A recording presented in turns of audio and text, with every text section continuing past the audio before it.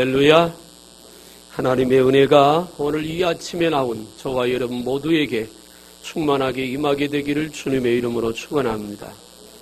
삶에 지치고 때로는 인생이 고달파서 한숨도 짓고 또 무거운 짐에 눌리려서 힘들게 살았던 한 주간이 오늘 말씀을 들으면서 여러분들에게 새로운 은혜와 소망과 또 비전을 갖고 또 새 힘을 얻어서 기쁨의 삶으로 바꿔주는 축복의 시간이 되기를 소망합니다. 옆에 분들 손 한번 꼭 잡고 서로 한번 얼굴 보면서 인사 한번 했으면 좋겠습니다. 이렇게 손 잡으시고 얼굴 보면서 인사합니다. 반갑습니다. 또 만나게 돼서 반갑습니다. 평생 주님과 동행하는 주님의 인도받는 복된 삶이 되길 바랍니다. 은혜 받고 새 힘 공급받읍시다. 사랑하고 축복합니다. 할렐루야. 고맙습니다.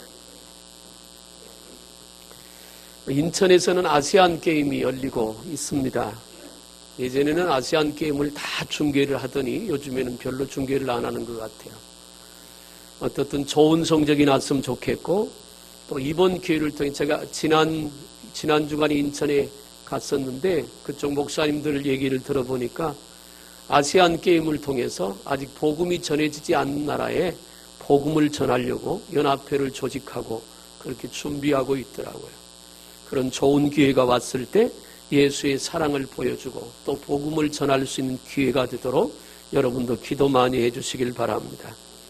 오늘 저는 마태복음 8장 5절부터 10절의 말씀을 통해서 하나님을 감동시키는 믿음이라고 하는 제목으로 말씀을 통해서 저도 여러분들도 은혜 받을 수 있는 귀한 시간 되기를 주님의 이름으로 축원합니다.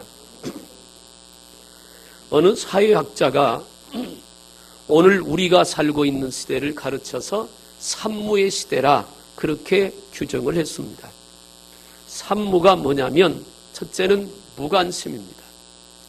요즘은 사람들은 자기 일 외에는 전혀 관심이 없다는 것입니다. 또 하나 무책임입니다. 나와 관계가 없으면 책임이 없다는 것이죠. 그리고 또 하나 무감동입니다. 그래서 산무라고 합니다. 관심이 없고 책임이 없고 감동이 없는 시대. 기계적으로 매일같이 똑같은 일상을 살아가면서 아무런 감동이나 열정을 찾아보기 어려운 그저 하루하루를 자기 자신의 삶을 위해서만 살아가는 극도의 이기주의적인 냉소적인 산무시대를 살아가고 있다. 이 시대를 그렇게 분석을 했습니다. 미국의 시사주간지 타임은 이런 시대를 미 제네레이션이라고 해서 나 세대 그렇게 규명을 합니다. 자신의 일 빼놓고 관심 가질 일도 없고 책임질 일도 없다는 것입니다. 그러니 당연히 감동을 끼칠 일이나 감동을 받을 일도 없는 그런 냉소적인 시대가 오늘 우리가 사는 시대라 그렇게 말씀하고 있습니다. 몇 년 전에 서울의 숭례문 방화 사건이 있었습니다. 그 사건을 조사한 경찰들의 얘기를 들어보면 그 불을 질렀던 노인의 호소를 누구 한 사람이라도 들어주었더라면 그런 일이 절대로 일어나지 않았을 것이라고 하는 것입니다. 토지 보상 문제로 호소하던 한 노인의 호소를 그 누구도 관심을 가져주지 않았습니다. 그래서 숭례문 방화 사건의 피의자 최 씨는 기자들이 묻는 질문에 토지 보상 문제로 자신의 억울한 소리를 누구도 귀담아 들어주지 않아서 숭례문을 방화했다고 말했습니다. 이해 관계를 떠나서 어떤 관청에서나 어느 관련 기관에서 성의 있는 태도로 이 노인의 이야기를 들어주기만 했어도 이런 일은 없었을 것입니다. 이에 격분한 노인은 정말 무책임하기 그지없는 일을 주저하지 않고 실행하여 600년 동안 우리 민족의 자존심으로 국민들의 가슴에 남아있는 국보 1호 숭례문에 불을 질러 전소시킴으로 온 국민들의 마음에 큰 상처를 주었습니다. 비단 이 사건뿐 아니라 우리 주변에서 일어나는 여러 가지 일들이 매 마찬가지인 것입니다. 무관심과 그에 따른 무책임한 행동은 결국 자신뿐 아니라 이들을 모든 이들을 불행하게 하고 슬프게 합니다. 그러나 작은 관심과 각자의 책임 있는 행동들은 많은 감동을 만들어내고 감동할 일이 많아질수록 우리가 사는 세상은 행복한 세상이 될 수 있습니다. 오늘 본문의 말씀은 예수님을 감동하게 한 한 사람을 소개하고 있습니다. 그는 백부장입니다. 로마 사람으로 이방인이었던 사람입니다. 백부장이라고 하는 말은 예수님 당시는 로마가 이스라엘을 지배하던 이스라엘이 로마의 식민지였던 때입니다. 그 로마 사람으로 군대에 100명의 부하를 거느린 군대 장교로서 그 지역에 주둔하고 있던 사람입니다. 상하 계급의 규율이 엄격한 군인 출신인 그가 예수님의 마음에 감동을 주었습니다. 당시 로마는 유대를 다스리고 있었기 때문에 식민지로 다스리고 있는 유대에 대해서 아주 눈을 크게 뜨고 귀를 기울이고 살피고 있습니다. 왜냐하면 혹시라도 그 나라에서 독립운동이 일어나서 어렵게 될까봐 그런 염려를 하고 있는 거죠. 그런데 그 당시에 예수님의 인기는 타의 추종을 불허하는 하늘을 찌를 듯한 그런 인기가 많은 분이 예수님이셨습니다. 주님의 말씀에 주님 앞에 모여드는 사람들은 큰 은혜를 받고 깨닫게 됩니다. 주님을 만나는 사람들은 죽을 병에 걸린 사람들이 고침을 받고 또 여러 가지 눌린 자들이 예수님을 만남으로 자유함을 얻게 됩니다. 그야말로 이제까지 한 번도 겪지 못했던 새로운 세계, 새로운 은혜와 능력의 역사를 눈앞에서 경험하고 삶에서 경험해보는 예수님을 통해서 그런 역사를 경험하는 시대였습니다. 모두가 마음이 황폐해지고 삶도 황폐해지고 나라도 황폐해지고 더군다나 식민지 시대 속에서 고통을 당하는 그들에게 예수님은 그야말로 신선한 바람이었습니다. 그래서 수많은 사람들이 예수님을 움직일 때마다 예수님을 따라왔고 많은 문제를 가지고 있는 사람들이 예수님 앞에 나와서 고침받고 해결을 받습니다. 그러자 로마의 정부에서도 예수님에 대해서 관심을 갖기 시작합니다. 당시에 다스렸던 헤롯 왕이라고 하는 사람은 어떻게 하면 예수님을 죽일까 고민을 하다가 결국 서기관과 장로들과 제사장들을 앞세워서 예수님을 십자가에 못 박는데 성공을 합니다. 그렇게 인기가 많았던 예수님에게 백부장이 찾아왔습니다. 그것도 자신의 문제나 자기 자녀의 문제가 아니라 자기 집에서 하인으로 일하는 하인의 중풍병에 걸린 고통의 모습을 보고 그 하인의 중풍병을 고칠 수 있는 분이 예수님이라고 믿고 그 문제를 가지고 예수님을 찾아왔다는 것입니다.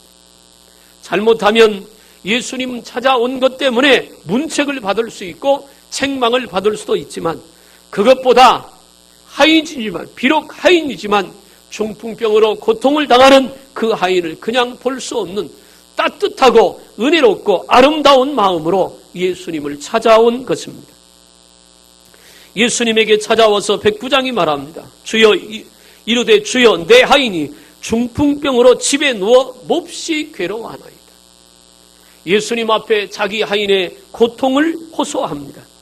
그런데 상상외로 예수님은 놀랍게 직접 그 즉시에서 반응을 합니다. 내 하인이 누워 몹시 괴로워하나이다. 그렇게 호소하니까 예수님께서 말합니다. 내가 가서 고쳐주리라.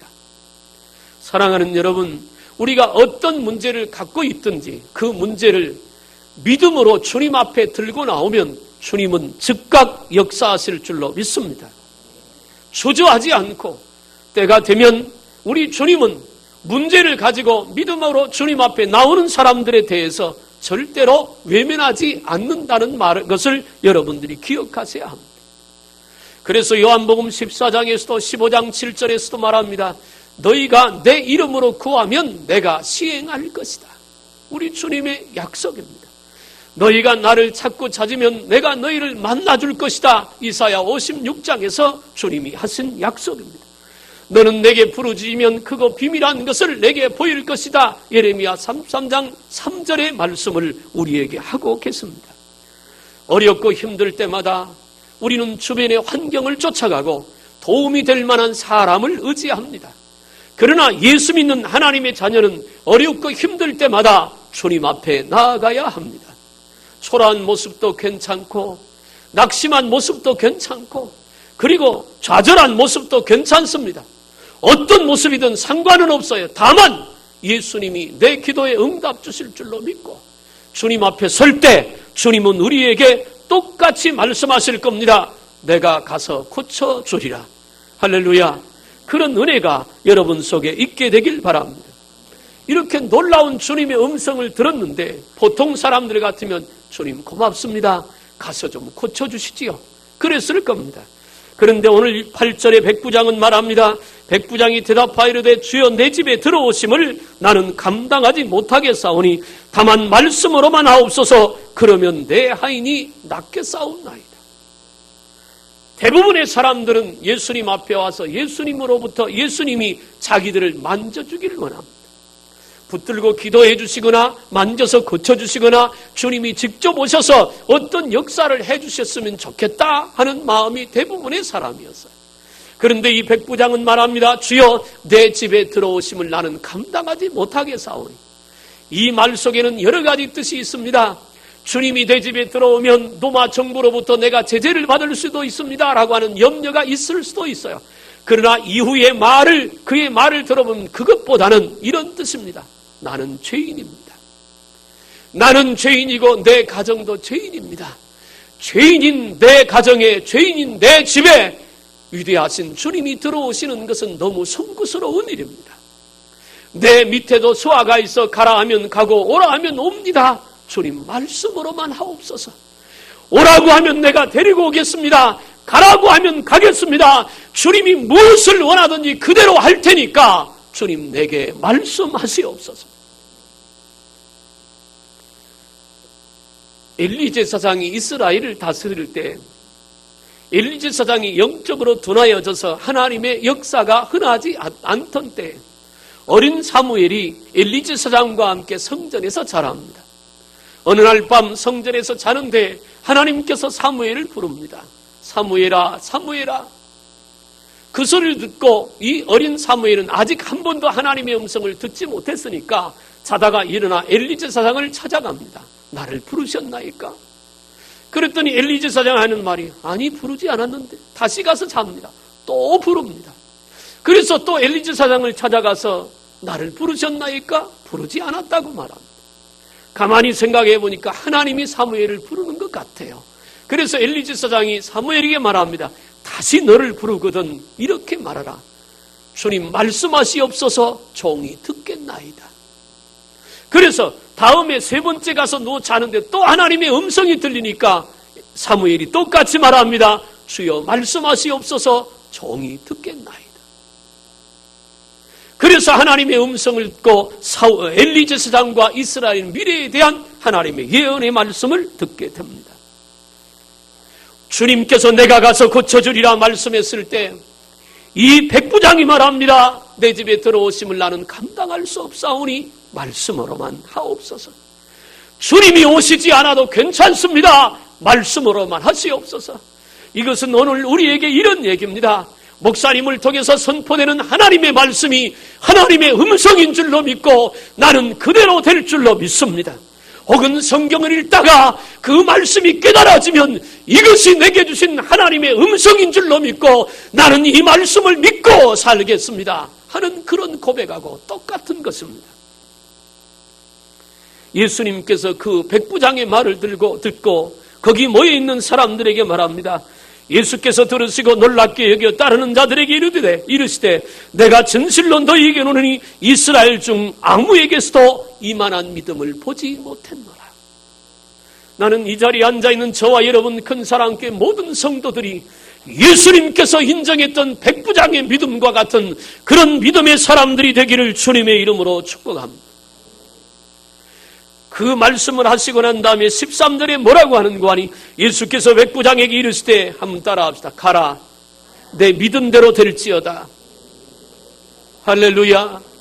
나는 오늘 하나님의 말씀을 듣고 이 백부장과 같은 믿음이 여러분 속에 임해서 주님이 선언하시는 가라 내 믿은 대로 될지어다. 그 축복의 음성이 여러분들에게 들려오기를 주님의 이름으로 축원합니다. 우리 주님이 우리를 보실 때 가장 기뻐하시고 우리에게 기대하시는 것이 하나 있습니다. 그것은 바로 믿음입니다. 세상 사람들은 권력을 쫓아갑니다. 왜냐하면 힘이 되기 위해서 그렇습니다. 어떤 사람은 돈을 쫓아갑니다. 돈의 능력이 얼마나 큰 것인가를 알기 때문에 그렇습니다. 또 어떤 사람들은 지식을 찾아갑니다. 그 지식이 인생을 바꿀 것이라고 생각하기 때문에 그렇습니다. 권력도 때로는 힘이 됩니다. 돈의 힘도 무시할 수가 없습니다. 알고 있는 지식도 삶에 많은 도움이 됩니다. 그런데 우리 예수님께서 우리를 대하실 때, 우리를 보실 때 말입니다. 어떤 권력을 갖고 있느냐? 예수님은 관심이 없습니다. 또 예수님은 우리가 얼마나 많은 돈을 갖고 있느냐도 별 관심이 없습니다. 지식이 얼마나 뛰어나느냐도 주님은 별 관심이 없습니다. 또 교회를 몇 년 다녔느냐, 30년 다녔느냐, 50년 다녔느냐, 예수님은 그것도 관심이 없었습니다. 교회에서 장로냐, 권사냐, 안수집사냐, 여집사냐, 서리집사냐, 주님은 그것에도 관심이 없었습니다. 우리의 관심은 딱 하나, 믿음입니다. 과연 우리가 믿음이 있느냐? 그것도 과거의 믿음이 아니라 미래의 믿음이 아니라 현재, 지금 하나님 앞에 어떤 믿음을 갖고 있느냐를 우리 주님은 가장 소중하게 여기십니다. 히브리서 11장 1절에 믿음이 얼마나 위대한 능력이 있는가를 보여줍니다. 믿음은 바라는 것들의 실상이요 보지 못하는 것들의 증거라고 말합니다. 그 말을 해석하면 이런 뜻입니다. 믿음은 할 수 없는 일을 하게 합니다. 그게 믿음의 능력입니다. 아무리 계산해보고 아무리 따져보고 아무리 판단해봐도 도저히 불가능할 것 같지만 믿음은 그 불가능을 가능케 합니다.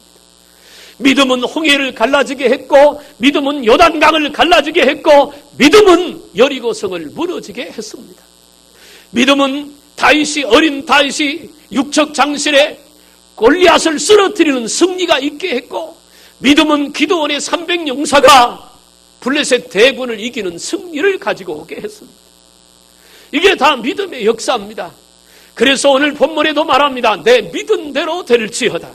믿음입니다.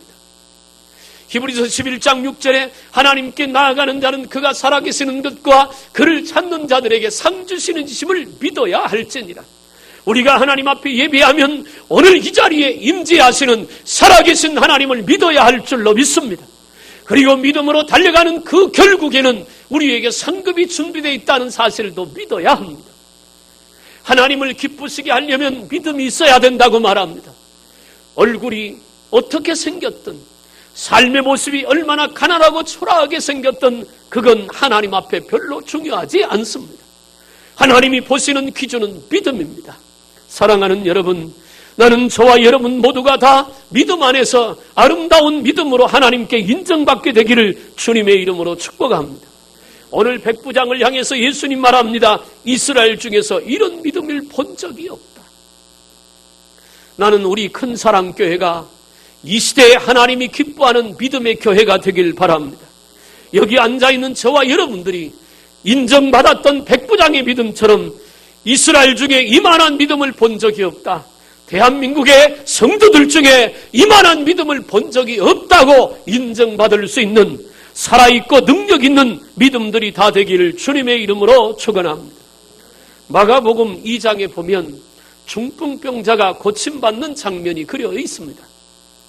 한 동네에 젊은 청년 하나가 중풍병으로 쓰러져서 고통을 당하고 있습니다. 그런데 그 사람에게 예수님의 소문이 들려오게 됩니다. 예수님을 만나면 살 것 같은 마음이 그 소문을 듣는 순간 그 마음속에 일어나기 시작해요. 그런데 걸을 수가 없습니다. 침상에 누워 있으니까 예수님 앞에 가고 싶어도 갈 수가 없어서 친구 4사람을 불러 그 부탁을 합니다.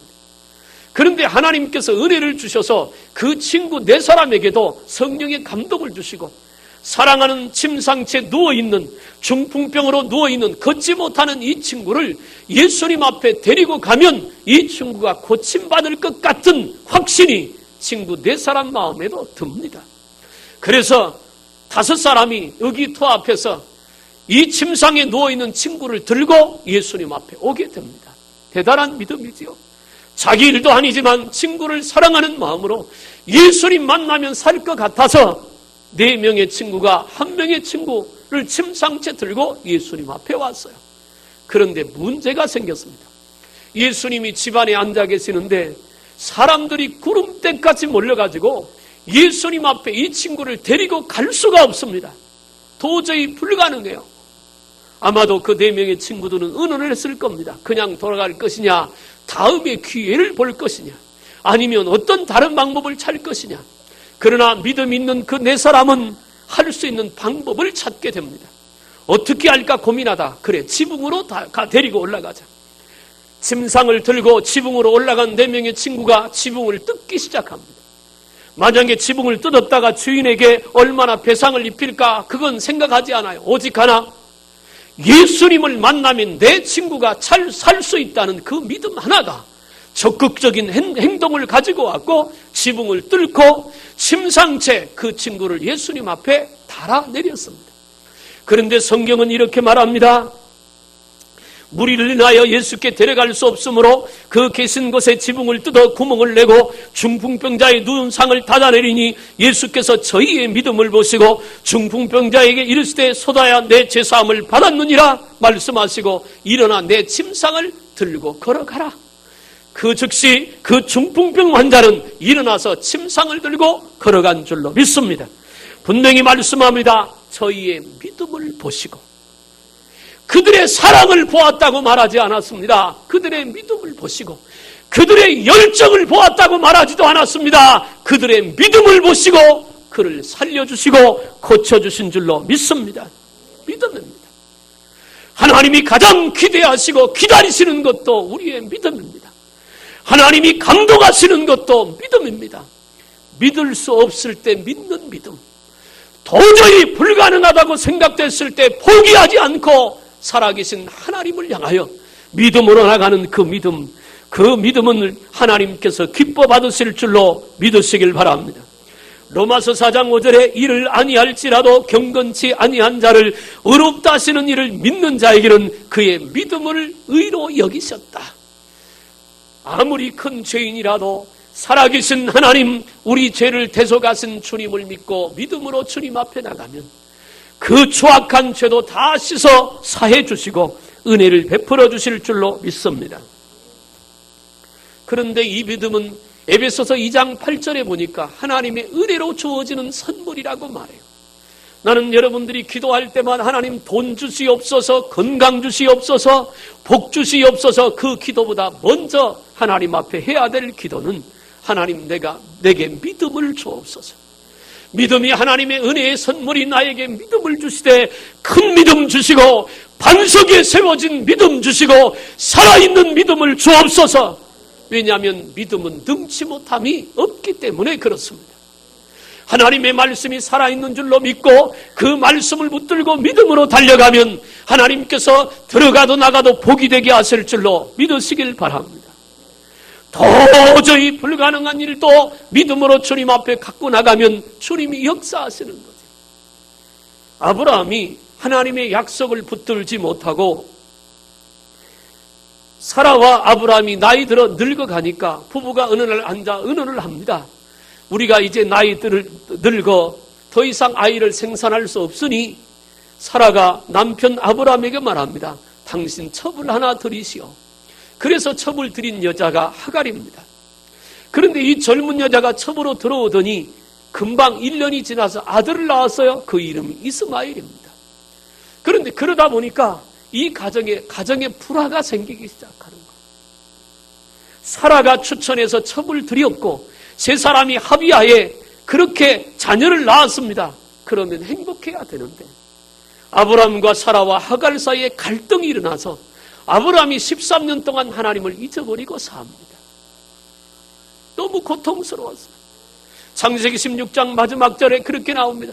그런데 17장 1절에 하나님께서 13년 동안 헤매는 하나님을 잊어버리고 고통 가운데 살던 아브라함을 찾아오셔서 말합니다.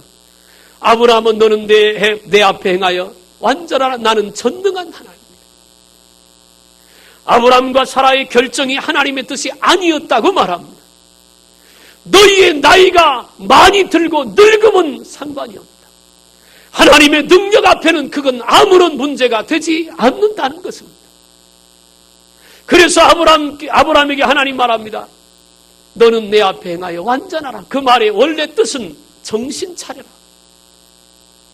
너를 불러내는 것도 하나님이고 너에게 약속한 것도 하나님이고 너의 약속을 이룰 분도 하나님이니 딴 생각하지 말고 딴짓하지 말고 정신 차려라. 그러면서 당신을 소개합니다. 나는 전능한 하나님이다. 능치 못함이 없다는 말입니다. 사랑하는 여러분, 예수 믿는 우리는 십자가 붙들고 믿음의 길을 가야 할 줄로 믿습니다. 다른 걸 쫓아가면 안 됩니다. 이사야와 예레미야 시대 때 이스라엘 백성들이 애굽을 부러워했습니다. 왜냐하면 애굽은 잘 사는 나라니까. 이렇게 돌아보니까 이스라엘과 비교해서 애굽을 보니까 애굽은 경제적으로 너무 풍요하고 잘 사는 나라예요. 그러니까 자꾸만 애굽을 의지합니다. 왕들이 세워진 애굽의 사신을 보내서 동맹을 청하려고 하고 자꾸만 의지해요. 또 하나 그 당시에 실은 강대국이 바벨론입니다.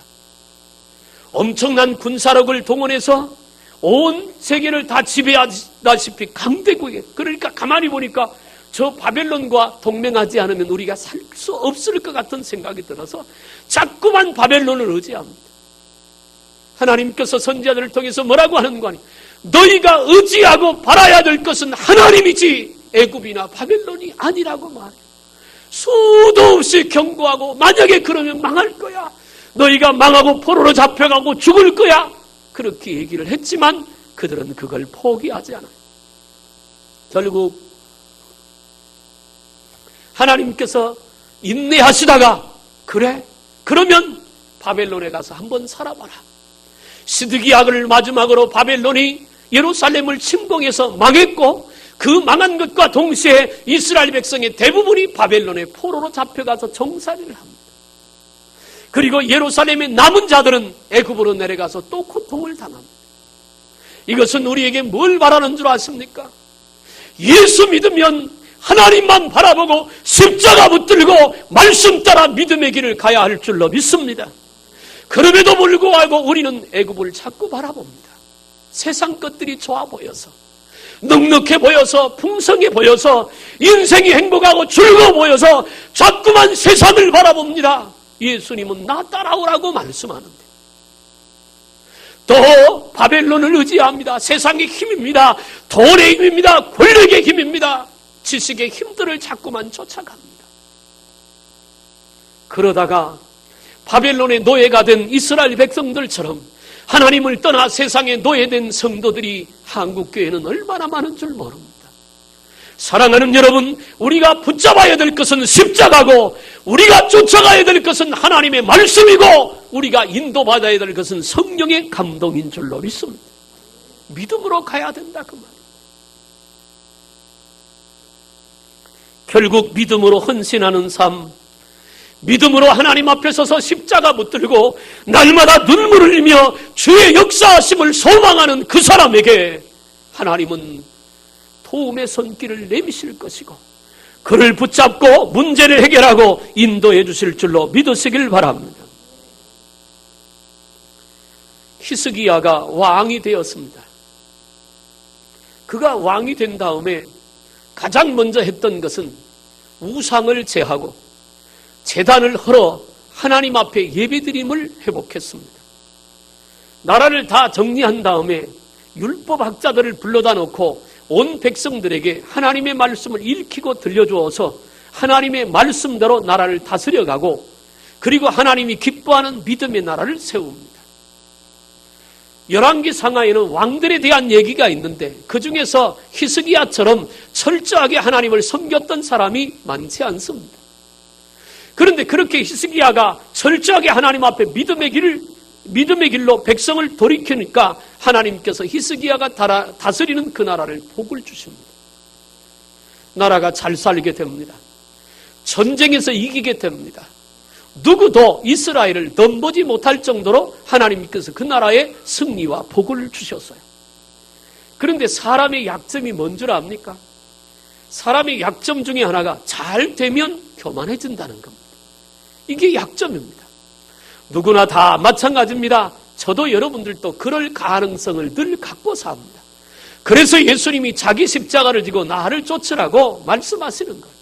히스기야도 교만해졌습니다. 어느 날 가만히 생각해 보니까 이 나라가 잘 살게 된 것은 왕인 히스기야가 정치를 잘해서 그런 것처럼 착각을 갖게 됩니다. 그래서 보여주지 말아야 될 것, 자기를 마음껏 자랑하고 나니까 하나님께서 히스기야 왕을 너무 사랑하는데 얘가 교만하거든요. 그래서 하나님이 히스기야의 생명을 거두어 가기로 결정을 하십니다. 하나님이 너무너무 사랑하는데 교만하면 하나님의 징계를 받으니까 사랑하니까 히스기야를 이제 불러가려고 결정을 하셨어요. 그래서 선지자를 히스기야에게 보냅니다. 선지자가 느닷없이 찾아오더니 하는 말이 당신 3일 후에 죽을 거니까 죽을 준비하세요. 그러고 가버립니다. 다짜고짜 말하고 그러고 갑니다. 그런데 히스기야는 그 선지자의 그 말이 하나님의 음성인 것을 압니다. 하나님께서 자기를 사랑해서 하나님께서 그렇게 말씀하신다는 사실을 압니다. 그 말을 듣자마자 선지자를 붙들고 왜 그러느냐고 무엇 때문이라고 묻지도 않습니다. 사람들을 찾아 의지하지도 않습니다. 자기 방으로 들어가더니 안에서 문고리를 걸어 잠그고 벽을 향하여 앉아 하나님 앞에 통곡하며 울며 기도하기 시작합니다. 하나님, 이전에 내가 하나님을 어떻게 사랑하는지를 주님 아시잖아요. 내가 하나님을 어떻게 섬긴 것 주님 아시잖아요. 그러니까 하나님 나에게 다시 한번 기회를 주시고 은혜를 주옵소서. 그 기도 소리가 하늘에 상달되었습니다. 그 눈물을 하나님이 받으셨습니다. 히스기야에게 사형 선고를 내리고 집에 돌아가기도 전에 그 하나님의 선지자에게 하나님의 말씀이 다시 임합니다. 너는 가서 히스기야에게 이렇게 이르라. 내 기도 소리를 내가 들었고 내 눈물을 내가 보았노니 너에게 생명을 15년을 연장시켜 주실 것이다. 사랑하는 여러분, 하나님의 사형 선고는 확정입니다. 확정 판결이에요. 되돌릴 수 없는 문제입니다. 그런데 히스기야가 회개하고 하나님 앞에 믿음으로 섰을 때 하나님의 확정을 번복해서 15년이라고 하는 생명을 더 연장시켜주는 기적이 일어납니다. 내 삶에 어떤 문제가 있는데 모든 것이 정해졌다고 합시다. 나에게 좋지 않은 쪽으로 말해요. 불리한 쪽으로 결정이 됐다고 합시다. 그러면 우리는 포기해야 될까요? 아니지요. 포기해서는 안 됩니다. 왜냐하면 하나님 살아계시니까. 우리가 믿는 하나님 살아계시니까 나를 여기까지 예수 믿도록 인도해 주셔서 믿음 주시고 은혜 주신 그 하나님이 살아계시니까 포기해서는 안 됩니다. 낙심해둬서 안 됩니다. 믿음으로 서면 하나님께서 그 믿음을 통해서 역사하실 줄로 믿습니다. 그것이 살아계신 하나님을 향한 우리가 가져야 될 믿음인 것이죠. 말씀을 마치려고 합니다. 사랑하는 여러분, 우리 주님이 가장 기뻐하시는 것은 믿음입니다. 얼마나 말을 잘하고 똑똑하고 주님은 그거 별 관심 없습니다. 얼마나 많은 역사를 이루고 주님은 그것도 별 관심 없어요. 믿음으로 서는 겁니다.